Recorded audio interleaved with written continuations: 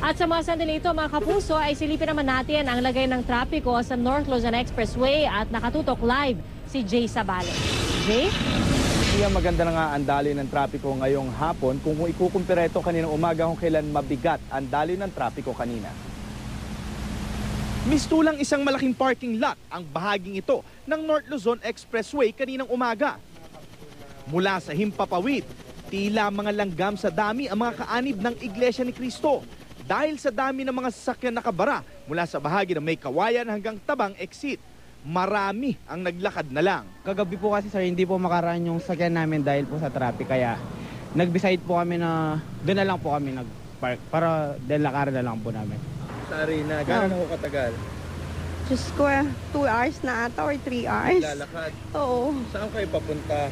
Pauwi na kami. Pauwi na kami, Pampanga.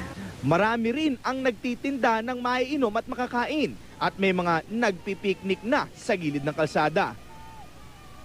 Sa Mindanao Avenue na nakalaan sa mag-U-turn galing norte, isang lane lang ang bukas sa northbound, pinaradahan kasi ng mga sasakyan ang 3 lanes. Kaya agad binuksan ang zipper lane sa Marilao exit. Saka pinag-counterflow ang mga sasakyan hanggang Tabang exit. Tansya ng MMDA, aabot sa 1.2 milyon ang nakiisa sa pagdiriwang.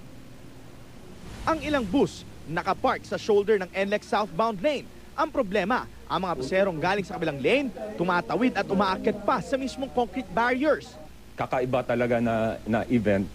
Marami po kaming coordination meetings with various stakeholders at kailangan lang talaga planuhin ng maayos at sundin yung plano.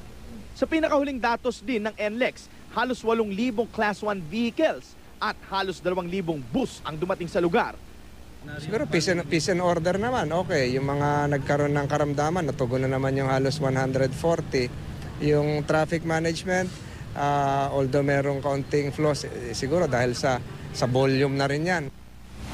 Ayon naman sa MMDA at iba pa mga taga-rescue, nasa 140 medical-related incidents ang kanilang naitala, tulad na lamang ng hirap sa paghinga, alta presyon at pagkahilo, at 1 oras na rin ang nakakaraan kung kailan sinarado nila binuksan uli sa mga motorista ang Bukawi exit at sinarado naman ang Mindanao exit. At yan muna ang latest mula dito sa North Luzon Expressway. Balik sa iyo, Pia. Maraming salamat, Jay Sabale.